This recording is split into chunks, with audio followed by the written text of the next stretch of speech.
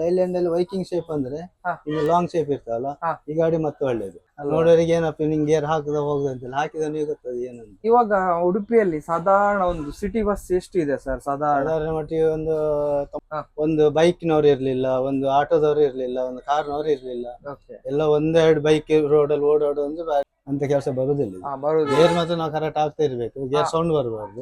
Gear ಹಾಕ್ಬೇಕಾದ್ರೆ sound sound ಬರಬಾರ್ದು. ಮತ್ತೆ ನಿರ್ವಾಹಕನಾಗಿರುವಾಗ್ಲೂ ಅಂತ ಟೆನ್ಷನ್, ಇವತ್ತು ಕಲೆಕ್ಷನ್ ಆಗ್ತದೋ ಇಲ್ವೋ, ಆಗ್ತದೋ ಇಲ್ವೋ ಆ ತರ ಟೆನ್ಷನ್ ಅಲ್ವಾ? ಈಗ ಅದು ಟೆನ್ಷನ್ ಹೀಗೆ, ಯಾರು ನಿತ್ರು ಗೊತ್ತಾಗುದಿಲ್ಲ, ಬೈಕ್ ನಾವಲ್ಲಿ ನಿತ್ರು ನಮ್ಗೆ ಗೊತ್ತಾಗುದಿಲ್ಲ. ಹೌದು. ನಾವೆಲ್ಲ ಸಡಲ್ ಲೆಫ್ಟ್ ಹೊಡ್ಕೊಂಡ್ವಿ, ರೈಟ್ ಹೊಡ್ಕೊಂಡ್ವಿ. ಕೆಲವ್ರದೆಲ್ಲ ಸಾಯಂಕಾಲ 9 ಗಂಟೆವರೆಗೆ ಟ್ರಿಪ್ ಇರ್ತದೆ. ನಮ್ದು ಟ್ರಿಪ್ ಮುಂಚೆ 9:30ವರೆ ಟ್ರಿಪ್ ಇತ್ತು. ಓಕೆ. ಈಗೆಲ್ಲ ಜನಸಂಖ್ಯೆ ಕಮ್ಮಿ ಆಗಿದೆ. ಕೊರೋನಾಕ್ಕಿಂತ ಮುಂಚೆ ಒಳ್ಳೇದಿತ್ತು, ಓಕೆ. ಆಮೇಲೆ ಫುಲ್ ಡೌನ್, ಫುಲ್ ಡೌನ್ ಆಗಿದೆ. ಬಜೆಟ್ ಡೌನ್ ಆಗಿದೆ. ಮಾರ್ಕೆಟ್ ಜನಸಂಖ್ಯೆ ತುಂಬಾ ಕಮ್ಮಿ, ಜನ ಆಗ್ಲಿ ಆಗದೇನೆ ಇಲ್ಲ, ಆ ಟೈಮಲ್ಲಿ ನಾವು ಹೋಗ್ಲೇಬೇಕು. ಇಲ್ಲಿ ಒಂದು ಸ್ವಲ್ಪ ನಿಲ್ಲುವಾಗಿಲ್ಲ. ನಿಲ್ಲಾಗಿಲ್ಲ, ನಿತ್ಯ ಹಿಂದ್ಗಡೆ ಒಂದು ಏಕವಚನದಲ್ಲಿ ಮಾತಾಡಿ ಬರ್ತದೆ.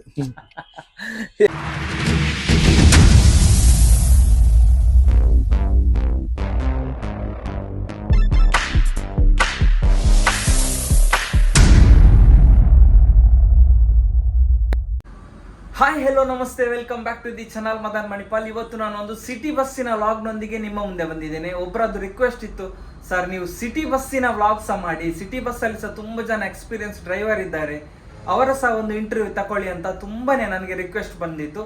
ಆ ಪ್ರಕಾರ ನಾನಿವತ್ತು ಉಡುಪಿಯಲ್ಲಿ ಒಂದು ಮೋಸ್ಟ್ ಸೀನಿಯರ್ ಸಿಟಿ ಬಸ್ಸಿನ ಒಂದು ಚಾಲಕರ ಸಂದರ್ಶನವನ್ನು ನಾನಿವತ್ತು ಮಾಡ್ತಾ ಇದ್ದೇನೆ. 35 ವರ್ಷದಿಂದ ಒಂದೇ ಬಸ್ಸಲ್ಲಿ ಚಾಲಕರಾಗಿ ನಿರ್ವಹಿಸ್ತಿರುವಂತಹ ಒಂದು ಚಾಲಕರ ಒಂದು ಸಂದರ್ಶನವನ್ನು ನಾನು ಮಾಡ್ತಾ ಇದ್ದೇನೆ.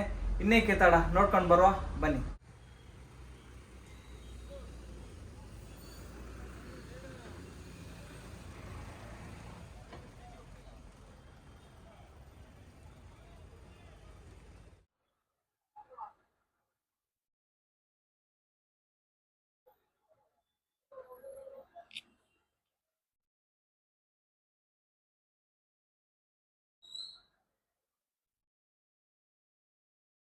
ಸರ್ ನಮಸ್ತೆ. ನಮಸ್ತೆ. ನಿಮ್ಮ ಹೆಸರು? ಭೋಜ ಶೆಟ್ಟಿ. ಓಕೆ. ನೀವು ಬಸ್ ಫೀಲ್ಡ್ಗೆ ಬಂದು ಎಷ್ಟು ವರ್ಷ ಆಯ್ತು? ನಾನು ಬಸ್ ಫೀಲ್ಡ್ಗೆ ಬಂದು 38 ವರ್ಷ ಆಯ್ತು. ಓಕೆ. ಅದರಲ್ಲಿ ಚಾಲಕನಾಗಿ 35 ವರ್ಷದಿಂದ ಇದ್ದೇನೆ. ಬಸ್ನಲ್ಲಿ ಕ್ಲೀನರ್ ಆಗಿ ಕೆಲಸ ಮಾಡಿದೆ. ಓಕೆ. 2 ವರ್ಷ ಕಂಡಕ್ಟರ್ ಆಗಿ ಕೆಲಸ ಮಾಡಿದೆ ಬೇರೆ ಬಸ್ಸಲ್ಲಿ. ಓಕೆ. ಆ ನಂತರ ಈ ಬಸ್ಸಿಗೆ ಬಂದಿದೆ. ಈ ಬಸ್ಸಿಗೆ ಬಂದು 35 ವರ್ಷ. 5 ವರ್ಷ. ಒಂದೇ ಬಸ್ ಇದೆ ಮಾಕಾಳಿ. ಆವಾಗದಿಂದ ಇದೇ ಬಸ್ ಇತ್ತ? ಹೌದು. ಹಾಗೆ. ಸರ್, ಎಲ್ಲಿದ್ದು ಬಸ್ ಇದು? ಪಿತ್ರೋಡಿ. ಓನರ್ ಹೆಸರು? ಬೋನಸ್ ಮೆಂಡನ್. ಓಕೆ. ಫಸ್ಟಿಗೆ ನಿಮ್ಗೆ ಕೊಟ್ಟಂತಹ ಗಾಡಿ ಯಾವುದು ಅವರು? ಅದು ಫಸ್ಟ್ ಕೊಟ್ಟ CTX ಹನುಮಾನ್ ಗಾಡಿ 6020. 6020 ಗಾಡಿ ನಂಬರ್. ಹೌದು. ಓಕೆ. ಅದು ಹೇಗಿತ್ತು? ಅದು ತೊಂದರೆ ಒಳ್ಳೆ ಇತ್ತು. ಅವಾಗ ಅದೇ ಗಾಡಿ ಒಳ್ಳೆ ಇತ್ತು. ಅವಾಗ ಅದು ನಂಬರ್ 1 ಗಾಡಿ. ಹೌದು. ಎಷ್ಟನೇ ಇಸ್ವಿಯಲ್ಲಿ ಸರ್ ಇದು? ಇದು ಸಾಧಾರಣ ನನಗೆ ಈಗ 2090 ಕೊಟ್ಟಿದ್ದಾರೆ. 90ರಲ್ಲಿ? ಓಕೆ. ಹೇಗೆ ಅವಾಗೆಲ್ಲ ಸ್ಟೇರಿಂಗ್ ಎಲ್ಲ ಹೇಗೆ? Ordinary steering. ಸ್ವಲ್ಪ ಸ್ಟೇರಿಂಗ್ ಟೈಟ್ ಬರ್ತದೆ, ಮಳೆಗಾಲ ಎಲ್ಲ ಸ್ವಲ್ಪ ಟೈಟ್ ಬರ್ತದೆ. ಮಳೆಗಾಲಕ್ಕೆ ಮಾತ್ರ? ಹೌದು, ಮಳೆಗಾಲ. ಅದು ಗ್ರೀಸ್ ಎಲ್ಲ ನಿಲ್ಲುದಿಲ್ಲ, ಹಾಗಾಗಿ ಬೇಸಿಗೆಲ್ಲ ತೊಂದ್ರೆ ಇಲ್ಲ. ಅದೇ ಸ್ವಲ್ಪ ಇದಕ್ಕೆಲ್ಲ ಎಕ್ಸೈಸ್ ಆಗ್ತದೆ, ಅದು ಬಾಡಿಗೆಲ್ಲ ಟೈಟ್ ಇದ್ರೆ ಎಕ್ಸೈಸ್ ಬರ್ತದೆ. ಅಲ್ವಾ? ಇಡೀ ಬಾಡಿ ಎಕ್ಸೈಸ್ ಬರ್ತದೆ, ಕಾಲಿಗೆ ಬಾಡಿಗೆಲ್ಲ. ಅಲ್ವಾ? ಇದೇನಿಲ್ಲ, ಹೀಗೆ ಅಲ್ಲ ಆರಾಮಲ್ಲಿ. ಇವಾಗೆಲ್ಲ ಪವರ್ ಸ್ಟೇರಿಂಗ್ ಆರಾಮ್ಸೆ.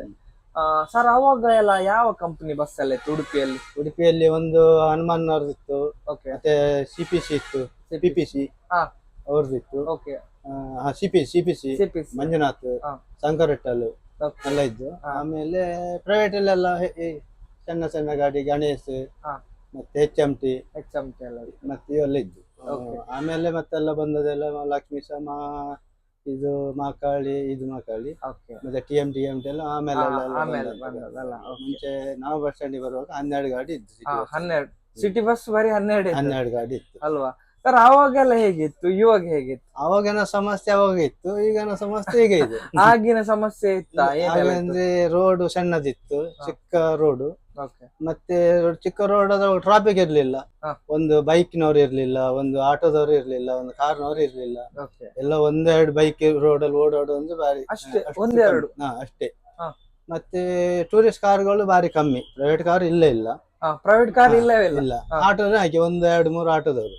ಅಷ್ಟು ರೋಡ್ ಇಕ್ಕಟ್ಟಾದ್ರೂ ಕೂಡ ಅವಾಗ ಟ್ರಾಫಿಕ್ ಇರ್ಲಿಲ್ಲ. ಅವೇನಷ್ಟು ಸಮಸ್ಯೆ ಅವಾಗ ಕಾಣ್ತಿತ್ತು. ಈಗ ರೋಡ್ ಅಗಲಾದ್ರೂ ಕೂಡ ಈಗ ಅವಾಗಿಗಿಂತ ಈಗ ಸಮಸ್ಯೆ ಜಾಸ್ತಿ ಕಾಣ್ತದೆ ನಮಗೆ.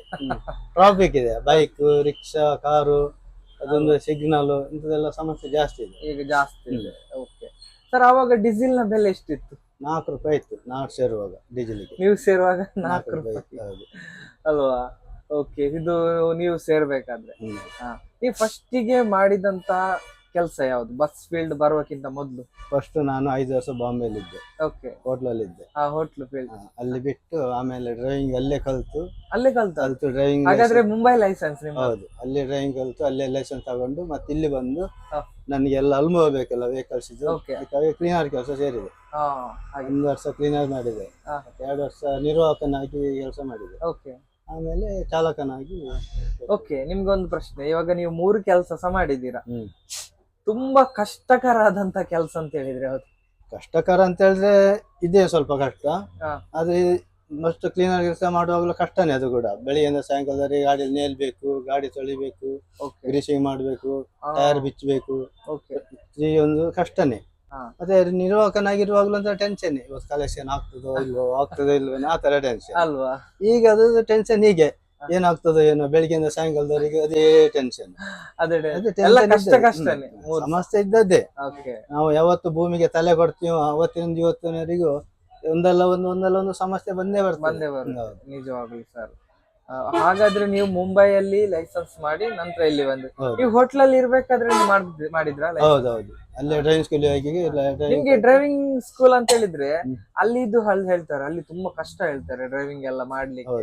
ಅಲ್ಲಿ ಮಾಡಿದ್ರ ಡ್ರೈವಿಂಗ್? ಹೌದು, ಅಲ್ಲಿ ಡ್ರೈವಿಂಗ್ ಮಾಡಿದೆ. ಯಾವ್ದ್ರಲ್ಲಿ ಇದ್ರಿ? ಗುಡ್ ಲಕ್ ಡ್ರೈವಿಂಗ್ ಸ್ಕೂಲ್ ಅಲ್ಲಿ, ಕೇರಳದವ್ರದ್ದು. ಅಲ್ಲೇ 22 ದಿವಸ ಡ್ರೈವಿಂಗ್ ಕಲ್ತು ಅಲ್ಲಿ ಡ್ರೈವಿಂಗ್ ಲೈಸೆನ್ಸ್ ತಗೊಂಡು ಬಂದಿದೆ. ಮತ್ತೆ ಇಲ್ಲಿ ಬಂದು ಕರೆಕ್ಟ್ ನನ್ನ ಕ್ಲೀನರ್ ಕೆಲಸ ಮಾಡುವಾಗಲೇ ಡ್ರೈವಿಂಗ್ ಸ್ಟಡಿ ಆದ್ದು. ಹಾಗೆ ನಮ್ಮ ಡ್ರೈವರ್ ಗಾಡಿ ಕೊಡ್ತೀವಿ ಸ್ವಲ್ಪ ಅವ್ರ ಜೊತೆ ಇದ್ದವ್ರು ಒಳ್ಳೆ ಇದ್ರು, ಗೋಪಾಲ್ ಗಾಣಿ ಅಂತ ಹೇಳಿ. ಈಗ ಇದ್ದಾರ? ಇದ್ದೆ. ಈಗ ಡ್ರೈವಿಂಗ್ ಫೀಲ್ಡ್ ಅಲ್ಲಿ ಇಲ್ಲ ಅವರು, ಆದ್ರೆ ತೊಂದ್ರೆ ಇಲ್ಲ. ಅವರು ಇದರಿಂದ ನಾನು ಸ್ಟಡಿ ಆಗಿದ್ದೇನೆ. ನಿಜವಾಗ್ಲೂ ಅವರು ನಿಮ್ದೊಂದು ಗುರು ಅಂತಾನೆ ಹೇಳ್ಬೋದು. ಯಾಕೆ ಹೇಳಿದ್ರೆ ಗಾಡಿ ಕೊಡುದೇ ದೊಡ್ಡ ವಿಷಯ. ಹೌದು ಅಲ್ವಾ? ದೇವರದಿಂದ ಇಲ್ಲಿವರೆಗೆ ಅಂತದೇನು ಅನಾಹುತ ಏನು ಆಗಿಲ್ಲ. ಎಲ್ಲ ಸಣ್ಣ ಪುಟ್ಟ ಚೂರು ಆಗಿರೋ ಬಿಟ್ಟು ಏನು ಅಂತದೇನು ಆಗಿಲ್ಲ. ಓಕೆ, ಹಾಗೆ ಸರ್. ಅವಾಗ ನೀವು ಲೈಸೆನ್ಸ್ ಮಾಡಬೇಕಾದ್ರೆ ನಿಮ್ಗೆ ನೆನಪಿದೆಯಾ ಎಷ್ಟು ರೂಪಾಯಿ ಇತ್ತು? ಅವಾಗ ಖಾಲಿ ಎಷ್ಟು, ಸಾಧಾರಣ 400 ರೂಪಾಯಿ ಇತ್ತು. ಓಕೆ, ನೀವು ಮಾಡಿದ 400 ರೂಪಾಯಿ? 400 ರೂಪಾಯಿ ಇತ್ತು ಮುಂಬೈಯಲ್ಲಿ ಅಲ್ವಾ? ಓಕೆ ಸರ್, ನೀವು ಸಿಟಿ ಬಸ್ ಬಿಟ್ಟು ಬೇರೆ ಬಸ್ ಎಲ್ಲ ಓಡಿಸಿದ್ರ? ಸಿಟಿ ಬಸ್ ಬಿಟ್ಟು ಅಂದ್ರೆ ನಾನು ಸರ್ವಿಸ್ ಗಾಡಿ ಯಾವ್ದಕ್ಕೂ ಹೋಗಿಲ್ಲ, ಹೋಗಿಲ್ಲ. ಯಾವ್ದಕ್ಕೂ ಹೋಗಿಲ್ಲ. ಸಿಟಿಯಲ್ಲಿ ಫಸ್ಟ್ ಸ್ಟಾರ್ಟಿಂಗ್ ಅಲ್ಲಿ ಅದರಲ್ಲಿ ಇದರಲ್ಲೊಂದು 15 ಡ್ಯೂಟಿ ಮಾಡಿದೆ. ಬೇರೆ ಇದರಲ್ಲಿ ಇರುವಾಗಲೇ ಇದರಲ್ಲಿ ಫಸ್ಟ್ ಒಂದು 6 ತಿಂಗಳು 10 ದಿವಸ ನಿರ್ವಾಹಕನಾಗಿ ಕೆಲಸ ಮಾಡಿದೆ, 10 ದಿವಸ ಚಾಲಕನಾಗಿ ಕೆಲಸ ಮಾಡಿದೆ. ಮತ್ತೆ 10 ದಿವಸ ಫ್ರೀ ಇರುವಾಗ ಬೇರೆ ಗಾಡಿಯಲ್ಲೆಲ್ಲ ಡ್ಯೂಟಿ ಮಾಡ್ತೀನಿ. ಹಾಗೆ. ಓಕೆ, ಇವಾಗ ಸಿಟಿ ಬಸ್ ಡ್ರೈವಿಂಗ್ ನ ಬಗ್ಗೆ ಹೇಳಿ ಸರ್. ಸಿಟಿ ಬಸ್ ಡ್ರೈವಿಂಗ್ ಮಾಡುದು ಈಸಿಯಾ ಕಷ್ಟವಾ? ಈಜಿ ಏನಲ್ಲ, ಕಷ್ಟನೇ. ಯಾಕಂದ್ರೆ ಬೆಳಿಗ್ಗೆಯಿಂದ ಸಾಯಂಕಾಲದವರೆಗೆ ಕ್ಲಚ್ ತುಳಿದು ಗೇರ್ ಚೇಂಜ್ ಮಾಡಿ ಮಾಡಿ ಮಾಡಿ ಮತ್ತೆ ಎದುರುಗಡೆ ಡೆಸ್ಟಿನ ಹಾಗೆ ಈ ಟ್ರಾಫಿಕ್ ಅಲ್ಲಿ ನೋಡಿ ಇದಾಗ್ತದೆ. ಇದಾಗಿ ಗಾಡಿಯಲ್ಲಿ ಟ್ರಾಫಿಕ್ ಅಲ್ಲಿ ಒಂದೊಂದು ಸ್ಟಾಪ್ ಆದ್ರೆ ಎಲ್ಲಾ ಸತಿ ಗೇರ್ ಚೇಂಜ್ ಮಾಡೋದಾಗ್ತದೆ. ಫಸ್ಟ್ ಗೇರ್, ಸೆಕೆಂಡ್ ಗೇರ್ ಹಾಗೆ. ಅವಾಗ ಸಮಸ್ಯೆನೆ. ಅದೇ ಲೆಕ್ಕ ನೋಡಿದ್ರೆ ಎಷ್ಟು ಗಾಡಿ ಆರಾಮ್ ಅದು ಹೋಗ್ತದೆ ಅಂದ್ರೆ ಹೋಗ್ತಾ ಇರ್ತದೆ. ನಾವ್ ಹೇಳುದು ಅವ್ರಿಗೆ ಅದೇ ಸಮಸ್ಯೆ ಜಾಸ್ತಿ ಇರ್ತದೆ. ಅವರಿಗೆ ಟೈಮಿಂಗ್ಸ್ ಸಮಸ್ಯೆ ಇರ್ತದಲ್ಲ, ಅಲ್ಲಲ್ಲಿ ಟ್ರಾಫಿಕ್ ಆಗ್ತದೆ. ಮಂಗಳೂರಲ್ಲಿ ಬಂದ ಕೂಡಲೇ ಇಲ್ಲಿ ಬಂದ ಕೂಡಲೇ ಆ ಟೈಮ್ ಮುಖಾಂತರ ಗಾಡಿ ಮೂವ್ ಮಾಡ್ಬೇಕು, ಹೋಗ್ಬೇಕಲ್ಲ ಅಲ್ವಾ? 1 ನಿಮಿಷ ಲೇಟ್ ಆದ್ರೆ ಸ್ಟ್ಯಾಂಡ್ ಅಲ್ಲಿ ಗಾಡಿ ಇಡ್ಲಿಕ್ಕೆ ಬಿಡುದಿಲ್ಲ, ಮತ್ತೆ ಗಾಡಿ ಇಟ್ಟು ಗಲಾಟೆ ಆಗ್ತದೆ. ಹಾಗೆ.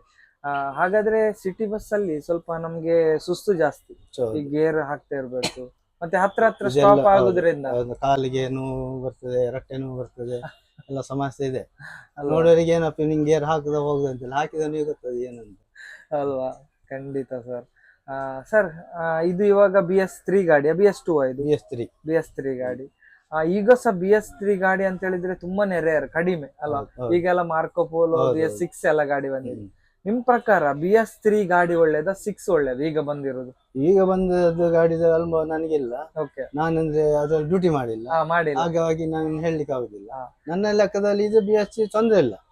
ಹೆಚ್ಚಿನವರು BS6 ಬಿಟ್ಟವರು ಸಹ ಹೇಳ್ತಾರೆ ನಮ್ಗೆ BS3 ಗಾಡಿ ಒಳ್ಳೇದ. ನಮ್ಗೆ ಇದೆ ತೊಂದ್ರೆ ಇಲ್ಲ. ಗಾಡಿ ಎಲ್ಲದ ಶೇರಿಂಗ್ ಆಗ್ಲಿ, ಬ್ರೇಕ್ ಆಗ್ಲಿ, ಗಾಡಿ ಗ್ರಿಪ್ ಇದೆ, ಓಕೆ ತೊಂದರೆ ಇಲ್ಲ. ಸರ್ ನಿಮ್ ಪ್ರಕಾರ ಸಿಟಿ ರೂಟಿಗೆ ಲೈಲ್ಯಾಂಡ್ ಬಸ್ ಒಳ್ಳೇದಾ ಟಾಟಾ ಬಸ್ ಒಳ್ಳೇದಾ? ಲೈಲ್ಯಾಂಡ್ ಒಳ್ಳೇದು. ಯಾಕೆ ನಾನು ಅದು? ಟಾಟಾದಲ್ಲಿ 22 ವರ್ಷ ಅಲ್ಲ 24 ವರ್ಷ ಡ್ಯೂಟಿ ಮಾಡಿದ್ದೆ ನಾನು. ಟಾಟಾದಲ್ಲಿ ಹಾ, ಆದ್ರೆ ಅದು ಗಾಡಿ ಬೆರೆಸುವಾಗ ಗಾಡಿ ಗ್ರಿಪ್ ಇಲ್ಲ, ಹಾ. ಗಾಡಿ ಶೇಕ್ ಆಗ್ತವೆ. ಯಾವುದು ಟಾಟಾವಾ? ಟಾಟಾ ಗಾಡಿಗಳು ಸ್ಟೇರಿಂಗ್ ಸ್ಲೇಕ್ ಆಗುದು, ಮತ್ತೆ ಕೆಲಸ ಜಾಸ್ತಿ, ಗಾಡಿ ಮೇಂಟೆನೆನ್ಸ್ ಇಲ್ಲ. ಓಕೆ. ಯಾವಾಗ ಜಾಯಿಂಟ್ ಗೇರ್ ಬಾಕ್ಸ್ ಅದು ಇದು. ಹಾ. ಈ ಗಾಡಿಗಳಿಗೆ ಸಮಸ್ಯೆ ಇಲ್ಲ. ಸ್ಟೇರಿಂಗ್ ಗ್ರಿಪ್ ನೀವು ಕೈ ಬಿಟ್ಕೊಂಡು ಒಟ್ಟು ಹಿಡಿಬೇಕಷ್ಟೇ, ಗಾಡಿ ಒಂದೇ ಹೋಗ್ತಾ ಇರ್ತದೆ. ಹಾ. ಟಾಪ್ ಅಂಡ್ ಟಾಪ್ ಹೋಗುವಾಗ ಸೌಂಡ್ ಕ್ಲೀನ್, ಗಾಡಿ ಬಸ್ಲಿಕ್ಕೂ ಖುಷಿ ಆಗ್ತದೆ. ಓಕೆ. ಮತ್ತೆ ಮೇಂಟೆನೆನ್ಸ್ ಆಗಿ ಗೇರ್ ಬಾಕ್ಸ್ ಆಗಲಿ ಜಾಯಿಂಟ್ ಆಗಲಿ ಇಂಥದ್ದು ಯಾವುದೊಂದಷ್ಟು ಕೆಲಸ ಬರುದಿಲ್ಲ. ಬಂದ್ರೆ ಒಮ್ಮೊಮ್ಮೆ ಬರ್ತದೆ, ಗೇರ್ ಬಾಕ್ಸ್ ಎಲ್ಲ ಬಂದ್ರೆ ದೊಡ್ಡ ಬೆಟ್ಟ ಅದು. ಬರುದು ಕಮ್ಮಿ. ಸಾಧಾರಣ ಎಷ್ಟು ಗೇರ್ ಬಾಕ್ಸ್ ಇದೆಲ್ಲ ಕೆಲಸ ಬಂದ್ರೆ ಎಷ್ಟಾಗುತ್ತೆ ಸರ್? ಇದು ಈ ಗಾಡಿ ಬಂದು ಸಾಧಾರಣ ಈಗ ಅವ್ರು ಇರೋರು ಮಾಡಿಲ್ಲ, ಹಾ. ನಾವು ಬಂದ್ಮೇಲೂ ಗೇರ್ ಬಾಕ್ಸ್ ಬಿಚ್ಚಿಲ್ಲ. ಮೊನ್ನೆ ಬಿಚ್ಚಿ ಒಂದು ಸಣ್ಣ ಕೆಲಸ ಮಾಡಿ ಅಷ್ಟೇ, ಟ್ರಾಫಿಕ್ ಕೆಲಸ ಮಾಡಿ ಅಷ್ಟೇ. ಓಕೆ. ಅಂತ ಕೆಲಸ ಬರುದಿಲ್ಲ. ಬರುದು. ಗೇರ್ ಮಾತ್ರ ನಾವು ಕರೆಕ್ಟ್ ಆಗ್ತಾ ಇರ್ಬೇಕು, ಗೇರ್ ಸೌಂಡ್ ಬರಬಾರ್ದು.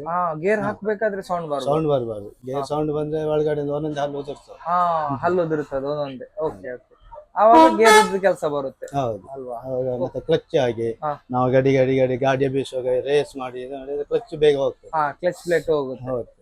ಅಲ್ಲ ಸರ್, ನೀವು ಹೇಳಿದ್ರಿ ಸಿಟಿ ಬಸ್ಸಿಗೆ ಟಾಟಾ ಗಾಡಿ ಒಳ್ಳೇದಲ್ಲ, ಅಷ್ಟು ಲೈಲ್ಯಾಂಡ್ ಗಾಡಿ ಒಳ್ಳೇದಲ್ಲ. ಆದ್ರೆ ಹೆಚ್ಚಾಗಿ ಟಾಟಾ ಗಾಡಿ ಅಲ್ಲ ಮುಂಚೆ ಎಲ್ಲ ಇರೋದು. ಮುಂಚೆ ಎಲ್ಲ ಟಾಟಾನೇ ಇದ್ದದ್ದು. ನಾವು ಕೂಡ 24 ವರ್ಷ ಆದ್ರೆ ಟಾಟಾ ಗಾಡಿ ಬೆರ್ಸಿ 24-26 ವರ್ಷ ಆಗ್ಬೋದು, ಅದೇ ಗಾಡಿ ಬೆರ್ಸಿದ್ವಿ. ಓಕೆ. ಈಗ ಲೈಲ್ಯಾಂಡ್ ಸಿಕ್ಕಿ 8 ವರ್ಷ ಆಯ್ತು ಅಷ್ಟೇ ನಮ್ಗೆ. ಹಾಗೆ ಲೈಲ್ಯಾಂಡ್ ಸಿಕ್ಕಿ. ಹೌದು, ಮುಂಚೆ ಟಾಟಾದಲ್ಲೇ ಇದ್ದದ್ದು. ಟಾಟಾದಲ್ಲಿ ಅವಾಗ ಬೆರ್ಸಿದ್ಕೆ ಈಗ ಬೆರ್ಸಿದ್ ನಮ್ಗೆ ಗಾಡಿ ಗ್ರಿಪ್ ಆಗ್ತದೆ. ಮತ್ತೆ ಇದ್ರಲ್ಲೂ ಲೈಲ್ಯಾಂಡ್ ಅಲ್ಲಿ ವೈಕಿಂಗ್ ಶೇಪ್ ಅಂದ್ರೆ ಈಗ ಲಾಂಗ್ ಶೇಪ್ ಇರ್ತಲ್ಲ, ಈ ಗಾಡಿ ಮತ್ತೆ ಒಳ್ಳೇದು.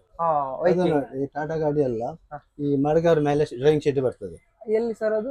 ಇಲ್ಲಿ ಈ ಮಡಗಾಡ್. ಹಿಂದೆ ವೀಲ್ ಉಂಟಲ್ಲ, ಅಲ್ಲಿಗೆ ಡ್ರೈವಿಂಗ್ ಶೀಟ್ ಬರ್ತದೆ. ಅದು ರನ್ನಿಂಗ್ ಅಲ್ಲಿ ನಮಗೆ ಮೈ ಕೈ ಎಲ್ಲ ನೋವು ಬರ್ತದೆ. ಇದು ಮುಂದೆ ಉಂಟು, ವೈಕಿಂಗ್ ಶೇಪ್ ಸ್ವಲ್ಪ ಮುಂದೆ ಇದೆ. ಅದು ನಮಗೆ ಸ್ವಲ್ಪ ಒಳ್ಳೇದಾಗ್ತದೆ ಅಲ್ವಾ? ಓಕೆ, ಆತರ. ಮತ್ತೆ ನೀವು ಇವಾಗ ಟಾಟಾದ ಬಗ್ಗೆ ಹೇಳಿದ್ರಿ, ಬೇರೆ ಲೈಲ್ಯಾಂಡ್ ಬಿಟ್ಟು ಬೇರೆ ಯಾವ್ದಾದ್ರು ಗಾಡಿ ಓಡಿಸಿದ್ರ? ಐಶರ್ ಎಲ್ಲ? ಇಲ್ಲ. ಯಾವ್ದು ಓಡಿಸಿದೆ? Car ಓಡಿಸಿದೆ, wheeler ಓಡಿಸಿದೆ. ಮತ್ತೆ ಇದೆ ಒಂದೇ ಬಸ್ ಅಲ್ಲಿ ಇದೆ. ಸರ್, ಇದು ಎಲ್ಲಿಗೆ ಹೋಗುವ ಬಸ್ ಸರ್ ಇದು? ನಮ್ದು ಬೆಳಿಗ್ಗೆ ಫಸ್ಟ್ ಟ್ರಿಪ್ ಮಣಿಪಾಲ್ ಹೋಗಿ ಆ ಟ್ರಿಪ್ ಅನಂತನಗರ ಹೋಗ್ತದೆ. ಒಳಗಡೆ ಅಲ್ಲಿ GPT ಕಾಲೇಜ್ ಇದೆ ಅನಂತನಗರ. ಆಮೇಲೆ ಈಗ ಬಂದದ್ದು ಕೆಮ್ಮಣ್ಣೋಡಿ ಹೋಗ್ತದೆ, ಬಂದದ್ದು ಮತ್ತೆ ಮಣಿಪಾಲ್ ಹೋಗ್ತದೆ. ಆಮೇಲೆ ಬಂದು ಪೆರಂಪಳ್ಳಿ ಹೋಗ್ತದೆ, ಪೆರಂಪಳ್ಳಿಯಿಂದ ಬಂದು ಅಂಬಲ್ಪಾಡಿ ಹೋಗ್ತದೆ, ಅಂಬಲ್ಪಾಡಿಯಿಂದ ಬಂದು 2 ಟ್ರಿಪ್ ತೊಟ್ಟೊಮ್ಮೆ ಹೋಗ್ತದೆ. ಹಾಗಾದ್ರೆ ಇಡೀ ಆಲ್ಮೋಸ್ಟ್ ಎಲ್ಲ ಗಾಡಿ ಸಿಟಿಗಳಿಗೆ ಎಲ್ಲ ಗಾಡಿ ಹೋಗ್ತದೆ ಅಲ್ವಾ?